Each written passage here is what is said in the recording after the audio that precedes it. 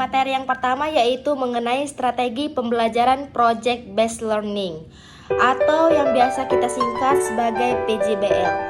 Nah, PJBL ini adalah strategi pembelajaran yang konstruktivis, artinya membangun, di mana menyediakan pembelajaran menyediakan suatu problem dalam situasi dan melahirkan pengetahuan-pengetahuan yang baru serta yang nyata bagi siswa dan bersifat secara permanen.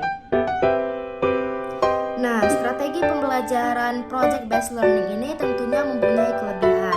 Kelebihan yang pertama yaitu memotivasi peserta didik untuk terlibat langsung, terjun langsung melaksanakan proses pembelajaran itu. Yang kedua yaitu peserta didik itu mempunyai kesempatan untuk mempelajari berbagai disiplin ilmu. Dan kelebihan yang ketiga yaitu membantu keterkaitan peserta didik, kehidupan peserta didik di luar sekolah.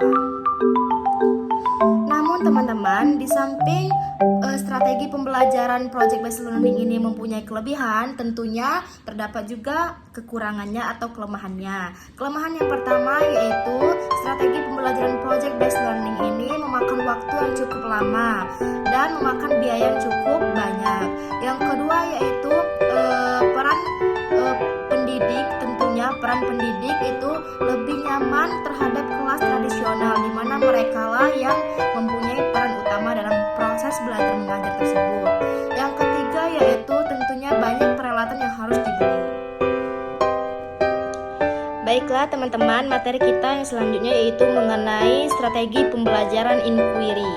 Strategi pembelajaran inquiry ini adalah proses atau rangkaian kegiatan yang dimana yaitu proses berpikir secara kritis dan analitis untuk mencari dan menemukan jawaban dari masalah-masalah dan pertanyaan itu.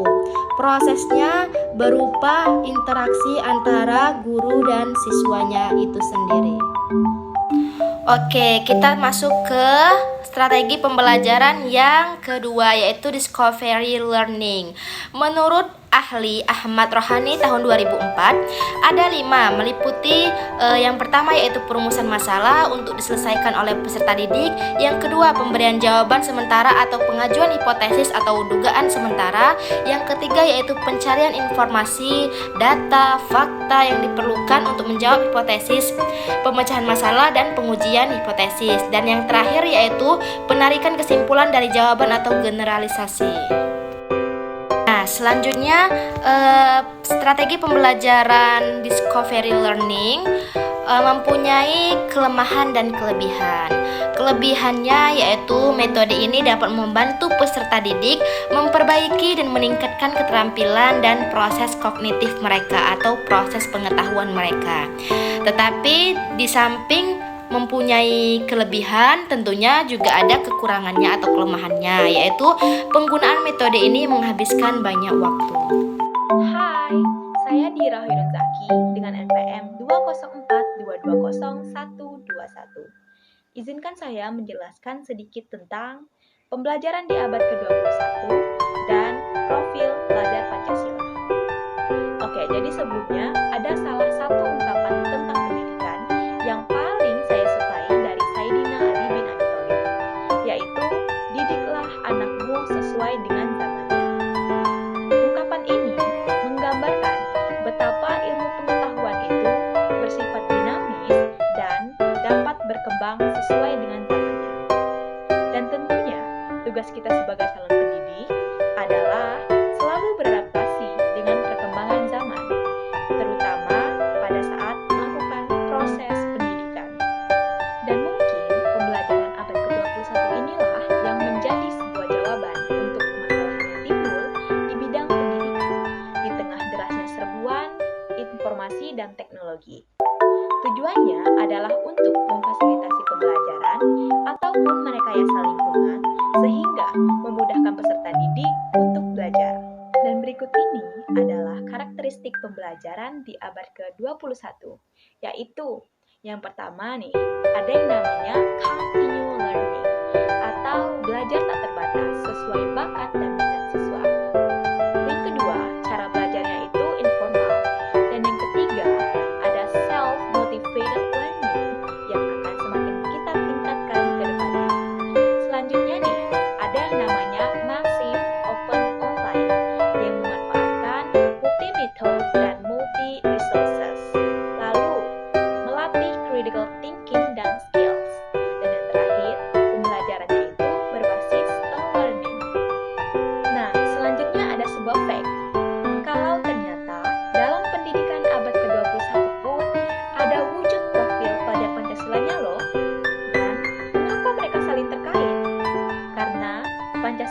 sebagai dasar negara kita tentunya memiliki nilai khas keindonesiaan seperti nilai religiositas, nilai kebinekaan, nilai gotong royong, dan nilai keadilan.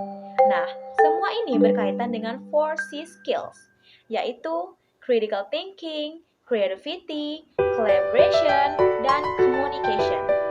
Sehingga, berdasarkan nilai-nilai Pancasila, kemampuan yang harus dikuasai pada abad ke-21 adalah menghasilkan 6 dimensi profil pelajar Pancasila. Prinsip-prinsip proyek penguatan profil pelajar Pancasila yang pertama yaitu holistik. Holistik bermakna memandang sesuatu secara utuh dan menyeluruh, tidak parsial atau terpisah-pisah. Dalam konteks perencanaan proyek pelajar Pancasila, kerangka berpikir holistik mendorong kita untuk menelaah sebuah tema secara utuh dan melihat keterhubungan dari berbagai hal untuk memahami sebuah isu yang mendalam. Yang kedua yaitu ada kontekstual. Prinsip kontekstual berkaitan dengan upaya mendasarkan kegiatan pembelajaran pada pengalaman nyata yang dihadapi dalam keseharian. Prinsip ini mendorong pendidik dan peserta didik untuk dapat menjadikan lingkungan sekitar dan realitas kehidupan sehari-hari sebagai bahan utama pembelajaran. Yang ketiga ada prinsip berpusat pada pendidikan berkaitan dengan skema pembelajaran yang mendorong peserta didik untuk menjadi subjek pembelajaran yang aktif mengelola proses belajarnya secara mandiri, termasuk memiliki kesempatan memilih dan mengusulkan topik proyek profil sesuai minatnya. Yang keempat atau yang terakhir yaitu eksploratif. Prinsip eksploratif berkaitan dengan semangat untuk membuka ruang yang lebar bagi proses pengembangan diri dan inquiry, baik terstruktur maupun bebas. Proyek penguatan profil pelajar Pancasila tidak berada dalam struktur intrakurikuler yang terkait dengan berbagai skema formal pengaturan mata pelajaran.